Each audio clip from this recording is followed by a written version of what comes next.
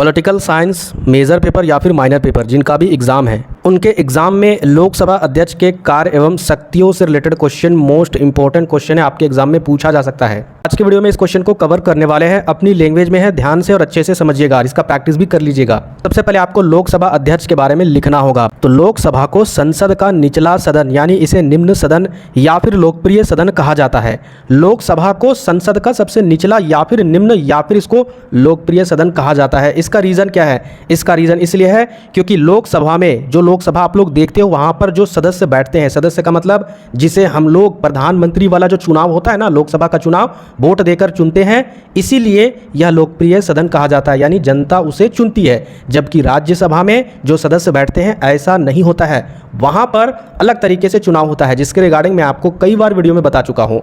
आगे देखिए, संसद के प्रत्येक सदन के अपने पीठासीन अधिकारी होते हैं। अब ये पीठासीन अधिकारी कौन होते हैं? तो देखिए यहाँ पर ये अगले लाइन से आपको समझ में आएगा। जैसे लोकसभा में अध्यक्ष व उपाध्यक्ष होते हैं, यानी जो लोकसभा होता है वहाँ पर क्या होता है, अध्यक्ष या फिर उपाध्यक्ष होते हैं, एवं राज्यसभा में सभापति एवं उपसभापति होते हैं। तो उसी तरीके से सांसद के प्रत्येक सदन में अपने अपने अधिकारी होते हैं और उसी को पीठासीन बोला जाता है। तो यहाँ से आपने क्या देखा, लोकसभा में अध्यक्ष व उपाध्यक्ष होते हैं एवं राज्यसभा में सभापति एवं उपसभापति होते हैं।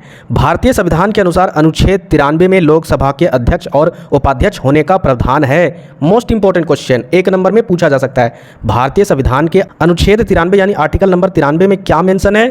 तो मेंशन है आपका लोकसभा के अध्यक्ष और उपाध्यक्ष होने का प्रावधान उसमें है। लोकसभा के सदस्य जनता द्वारा निर्वाचित होकर आते हैं, यानी वोट देते हैं हम लोग, उसके बाद लोकसभा द्वारा जो भी सदस्य रहते हैं वो वहाँ पर चुने जाते हैं और इन्हीं सदस्यों में से लोकसभा अध्यक्ष भी चुने जाते हैं और उन्हीं सारे सदस्यों में से ही एक जो सदस्य होता है उसको अध्यक्ष बनाया जाता है, चुना जाता है। लोकसभा अध्यक्ष लोकसभा के संचालक होते हैं, यानी लोकसभा को चलाने का काम करते हैं जो लोकसभा का अध्यक्ष होता है। लोकसभा अध्यक्ष को स्पीकर ऑफ लोकसभा भी बोला जाता है। तो स्पीकर ऑफ लोकसभा भी लोकसभा के अध्यक्ष को बोला जाता है। साथ ही साथ अगर कहीं भी स्पीकर वर्ड अगर आपको मिले तो इसका मतलब लोकसभा अध्यक्ष के बारे में बात हो रही है। ठीक है, आगे आपका लोकसभा के अध्यक्ष के स्थान। तो लोकसभा अध्यक्ष संसद में निम्न सदन का सभापति होता है। लोकसभा अध्यक्ष का पद भारतीय लोकतंत्र में महत्वपूर्ण स्थान रखता है। लोकसभा का जो अध्यक्ष है वह संसद में निम्न सदन का सभापति होता है और लोकसभा अध्यक्ष का जो पद होता है वह भारतीय लोकतंत्र में एक महत्वपूर्ण स्थान रखता है। अध्यक्ष पद के बारे में कहा गया है कि संसद सदस्य अपने अपने निर्वाचन क्षेत्र का प्रतिनिधित्व करते हैं।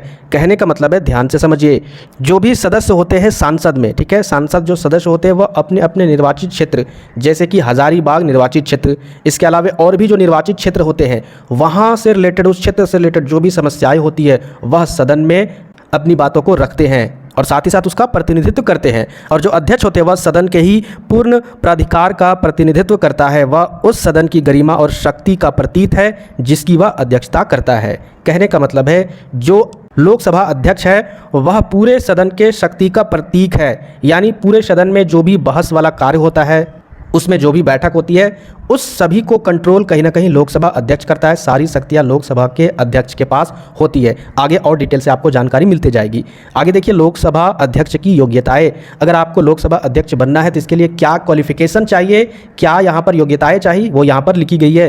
तो भारतीय संविधान के अनुसार लोकसभा अध्यक्ष के लिए निम्नलिखित योग्यताएं होनी चाहिए। नंबर 1, वह व्यक्ति भारत का नागरिक होना चाहिए। नंबर 2, उसकी आयु 25 वर्ष या उससे अधिक होनी चाहिए, यानी 25 वर्ष भी अगर हो तो भी चलेगा या फिर उससे अधिक होनी चाहिए, इससे कम नहीं होनी चाहिए। नंबर 3, वह किसी भी लाभ के पद पर नहीं होना चाहिए, यानी कोई गवर्नमेंट जॉब नहीं किया हुआ होना चाहिए। अगर वो इस पद पर बैठते हैं तो उस पद को छोड़ना होगा। साथ ही साथ वह पागल तथा दिवालिया नहीं होना चाहिए, उसका मानसिक स्थिति, शारीरिक स्थिति सही तरीके से होनी चाहिए, मेडिकल फिटनेस बोला जाए। ठीक है, तो ये 4 पॉइंट्स के आधार पर लोकसभा अध्यक्ष की योग्यताओं के बारे में बता सकते हैं। आगे देखिए, लोकसभा अध्यक्ष का चुनाव किस प्रकार से होता है। तो लोकसभा अध्यक्ष के रूप में चुने जाने के लिए कोई विशिष्ट योग्यता निर्धारित नहीं है। अन्य प्रावधान इस प्रकार से है। इसके अलावा जो प्रावधान है वो यहाँ पर दी गई है कि किस प्रकार से चुने जाते हैं, उसका चुनाव कैसे होता है, वो तो योग्यताएं थी।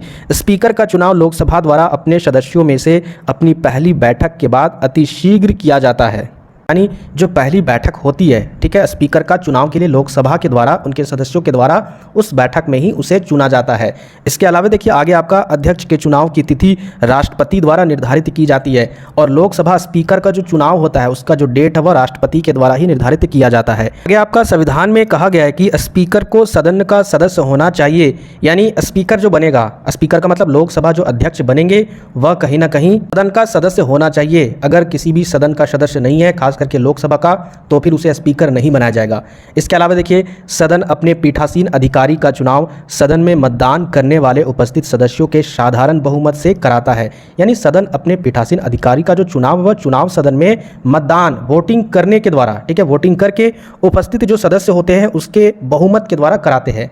यानी जो भी वहाँ पर मौजूद रहते हैं सदस्य, उन सभी सदस्यों द्वारा वोटिंग कराई जाती है। वोटिंग कराने के बाद जिनका बहुमत ज़्यादा मिलता है उनको लोकसभा अध्यक्ष बना दिया जाता है। आमतौर पर सत्ताधारी दल के सदस्य को ही अध्यक्ष चुना जाता है। कहने का मतलब है जो भी सरकार बनाती है, चाहे वो कांग्रेस हो या फिर भारतीय जनता पार्टी हो, तो जो भी सरकार बनाएगी उसी के सदस्य को ही लोकसभा अध्यक्ष चुना जाता है। ठीक है, आगे देखिए जब लोकसभा भंग हो जाती है तो स्पीकर नई विधानसभा की पहली बैठक तक या नए स्पीकर के चुने जाने तक अपने कार्यकाल में रहता है। यानी देखिए यहाँ पर पहले से लोकसभा कोई अध्यक्ष चुना गया है और किसी कारणवश लोकसभा भंग हो जाती है, भंग का मतलब खत्म हो जाती है, तो स्पीकर जो है वो नई विधानसभा की बैठक तक वह, और जब तक नए स्पीकर का चुनाव नहीं होता है तब तक जो अध्यक्ष है वह अपने कार्यकाल को ही संभालता है, यानी अपने कार्यालय में ही रहता है। समझते हैं हम लोग कार्यकाल, लोकसभा अध्यक्ष के कार्यकाल के बारे में। तो 42वें संविधान संशोधन से पहले लोकसभा अध्यक्ष का कार्यकाल काम करने का समय 5 वर्ष था, 42वें संविधान संशोधन होने से पहले। लेकिन संविधान के द्वारा लोकसभा का कार्यकाल बढ़कर 6 वर्ष कर दिया गया। ठीक है, लेकिन इसमें क्या किया गया, संशोधन किया गया, और संशोधन का मतलब क्या होता है, सुधार या फिर कुछ बदलाव, और 6 वर्ष बढ़ा दिया गया 5 साल से। इसके बाद देखिए फिर 44वें संविधान संशोधन द्वारा पुनः इसे 5 वर्ष कर दिया गया। प्रधानमंत्री के परामर्श के आधार पर राष्ट्रपति के द्वारा लोकसभा को समय के पूर्व भी भंग किया जा सकता है। अगर चाहे, प्रधानमंत्री अगर चाहे तो वह राष्ट्रपति के परामर्श के द्वारा लोकसभा को समय के पहले भी भंग कर दिया जा सकता है। यानी अगर 5 साल का कार्यकाल है तो वह 4 साल में ही राष्ट्रपति के द्वारा अनुमति या फिर परामर्श लेकर उसे भंग कर सकते हैं, उसको निलंबित कर सकते हैं। यह अधिकार प्रधानमंत्री के पास है। आगे देखिए वह खुद उपाध्यक्ष को लिखकर इस्तीफा भी दे सकते हैं, या फिर जो स्पीकर है वो चाहेंगे तो खुद उपाध्यक्ष, देखिए अध्यक्ष भी रहते हैं, लोकसभा अध्यक्ष और उपाध्यक्ष भी रहते हैं, तो जो अध्यक्ष रहेंगे वह उपाध्यक्ष को अपनी इस्तीफा लिखकर भी दे सकते हैं। इसके अलावा देखिए या फिर भारतीय संविधान के अनुच्छेद 94 के अनुसार अपने पद से हटा सकते हैं। ठीक है, यानी उसको हटाया जा सकता है आर्टिकल नंबर के आधार पर। आगे देखिए लोकसभा अध्यक्ष की शक्तियां और कार्य, यही तो क्वेश्चन का सबसे इंपॉर्टेंट पॉइंट्स था, इसको समझना बेहद जरूरी है।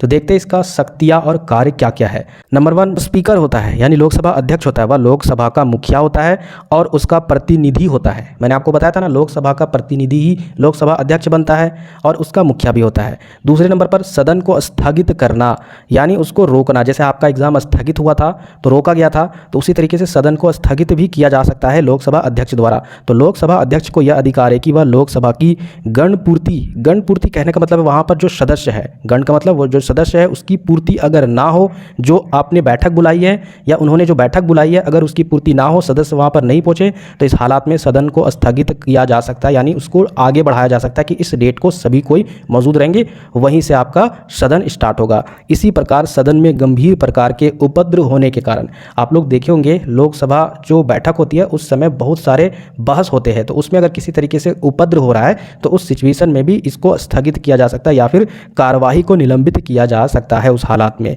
और यह अधिकार लोकसभा अध्यक्ष का है। आगे देखिए तीसरे नंबर पर सदन की बैठकों की अध्यक्षता करना, सदन की बैठकों में अध्यक्षता करना। तो देखिए स्पीकर का सबसे महत्वपूर्ण कार्य लोकसभा की बैठकों की अध्यक्षता करना है। वह इस कार्य को बिना किसी पक्षपात के करता है। स्पीकर उस एजेंडे को तय करता है जिस पर संसद सदस्यों की बैठक में चर्चा की जानी है, यानी जो स्पीकर होता है वह एक मुद्दा चुनता है। चलिए आप लोग बात कीजिए बेरोजगारी वाले मुद्दे पर या फिर रोजगार वाले मुद्दे पर या फिर किसी भी मुद्दे पर, और उसी पर आगे संसद में सदस्यों की बैठक पर चर्चा होती है। ये सारा कार्य लोकसभा अध्यक्ष करवाते हैं। 4 नंबर देखिए सदन की कार्यवाही निर्धारित करना। सदन की कार्यवाही संचालन करने की जिम्मेदारी स्पीकर की होती है, यानी सदन का जो कार्यवाही होता है, ठीक है, वो सारा जिम्मेवारी लोकसभा अध्यक्ष का होता है। वह सदन के सदस्यों को भाषण देने की आज्ञा देता है। आप लोग वीडियो में देखे होंगे, वहाँ पर जो स्पीकर होते हैं, जो वहाँ पर जो स्पीकर होते हैं, जो ऊपर में बैठे होते हैं, वह बोलते हैं कि आप स्टार्ट कीजिए, या फिर किन्हीं और को संबोधित करते हैं कि चलिए आप बोलिए, या फिर किन्हीं का अगर समय खत्म हो जाता है तो उसको बोलते हैं कि आपका समय खत्म हो चुका है, आप बैठ जाइए। तो वो संबोधित भी करते हैं भाषण देने के लिए और फिर भाषण को रोकने के लिए, और भाषण देने वाले की क्रम निर्धारित करता है, यानी इसके बाद किनका भाषण है, इसके बाद किनका भाषण है, वो क्रम भी निर्धारित करते हैं। सदन के सदस्य स्पीकर को ही संबोधित करते हैं, और जो सदन के सदस्य होते हैं वह किसको संबोधित करते हैं, यानी किसको अपनी समस्या को बताते हैं, वह स्पीकर को ही बताते हैं, यानी लोकसभा अध्यक्ष को ही। 5 नंबर, कोई विधेयक धन विधेयक है, यानी जो भी विधेयक है, जो भी कानून अगर आप लाना चाहते हो तो वह कानून धन विधेयक है, यानी धन से रिलेटेड वो कानून है या फिर नहीं है। इस प्रश्न पर लोकसभा अध्यक्ष का निर्णय अंतिम होता है, यानी लोकसभा के जो अध्यक्ष होते हैं वह देखते हैं कि जो विधेयक लाया गया है वह धन विधेयक है या फिर नहीं है। धन विधेयक के बारे में आखिर क्यों यहाँ पर देखा जाता है, क्योंकि धन विधेयक को तुरंत आगे बढ़ाया जाना चाहिए, जिससे राष्ट्रपति तक पहुंचे और राष्ट्रपति उसका तुरंत निर्णय ले, और इसका निर्धारित लोकसभा अध्यक्ष ही करता है। आगे बढ़ते हैं। नेक्स्ट आपका 6वां नंबर, लोकसभा अध्यक्ष के निर्णय अंतिम और बाह्यकारी होते हैं और आमतौर पर उन पर सवाल नहीं उठाया जा सकता है, उन्हें चुनौती नहीं दी जा सकती है या उनकी आलोचना नहीं की जा सकती है। जो लोकसभा अध्यक्ष है, ठीक है, जो भी विधेयक वहाँ पर सदनों द्वारा, सदस्यों द्वारा लाया गया है, अगर लोकसभा अध्यक्ष उस पर साइन नहीं करेंगे तो फिर वो आगे नहीं बढ़ेगी, तो उस पर कोई भी विरोध नहीं जताएगा, उस पर कोई आलोचना भी नहीं करेगा। कोई भी अगर निर्णय लेता है लोकसभा अध्यक्ष तो उसको कोई भी फटकार नहीं लगाएगा। इसके अलावा देखिए, स्पीकर संविधान के अनुसार, यानी जो लोकसभा अध्यक्ष है वह संविधान के अनुच्छेद 108 के तहत संसद के दोनों सदनों की संयुक्त बैठक की अध्यक्षता करता है, यानी आर्टिकल नंबर 108 में लिखी गई है, सांसद के जो दोनों सदन होते हैं उसको एक साथ बैठक करने की, अध्यक्षता करने का अधिकार है लोकसभा अध्यक्ष को। आगे देखिए 8 नंबर, लोकसभा जब किसी बिल को पास कर देती है तो वह स्पीकर के हस्ताक्षर के बाद ही राज्यसभा या फिर राष्ट्रपति के पास भेजा जाता है। बिना लोकसभा अध्यक्ष के लोकसभा के बाहर कोई भी बिल नहीं जा सकती है, आगे नहीं बढ़ाया जा सकता है। तो लोकसभा का भी सिग्नेचर या फिर किसी भी बिल को आगे बढ़ाने में अहम भूमिका होती है। आगे देखिए 9 नंबर, सदन में जब किसी बिल पर वाद विवाद समाप्त हो जाता है तो वह उस पर मतदान करवाते हैं। अगर कोई भी बिल लाना हो तो उसके रिलेटेड चुनाव होता है, ठीक है, और चुनाव में यानी मतों की गिनती भी करवाते हैं लोकसभा जो अध्यक्ष होते हैं, तथा परिणाम भी घोषित करवाते हैं। आगे देखिए 10 नंबर, स्पीकर सदन में मतदान में भाग नहीं लेता है। जो स्पीकर है यानी लोकसभा जो अध्यक्ष है वह सदन में वोटिंग नहीं करते हैं। वोटिंग कौन करते हैं? जो उस सदन के सदस्य होते हैं। परंतु किसी बिल पर अगर बराबर वोट आ गया 50-50, यानी 50% इस बिल को लाना चाहते हैं, 50% इस बिल को नहीं लाना चाहते, तो उस सिचुएशन में निर्णायक यानी निर्णय लेने के लिए अपना वोट किधर भी डाल सकते हैं लोकसभा अध्यक्ष। वो चाहेंगे तो इस बिल को लाने की तरफ भी वोट डाल सकते हैं, वो चाहेंगे इस बिल को नहीं लाने की तरफ भी वोट डाल सकते हैं। तो उस सिचुएशन में ही वोट डाल सकते हैं, बाकी कभी भी अधिकार नहीं है वोट डालने का। आगे देखिए, वह लोकसभा के सदस्यों के अधिकारों की रक्षा करता है, साथ ही साथ वह राष्ट्रपति तथा सदन के बीच कड़ी का काम करता है, यानी जोड़ता है। राष्ट्रपति और सदन के बीच में ये क्या करता है? संबंध स्थापित करता है, उनको जोड़ता है। ठीक है, आगे आपको लास्ट में लिखना है निष्कर्ष कि लोकसभा अध्यक्ष की भूमिका काफ़ी महत्वपूर्ण है, क्योंकि यह एक संवैधानिक रूप से कार्य करता है और यह जरूरी है कि वह अपने पार्टी के निष्ठा से मुक्त होकर दायित्व का निर्वाह करे, निष्पक्ष तौर से वो काम करे। तो ये आपको लिखना है इस क्वेश्चन के आंसर में। ठीक है, नए व्यूअर चैनल को जरूर सब्सक्राइब कीजिएगा। मिलते हैं फिर नेक्स्ट वीडियो में।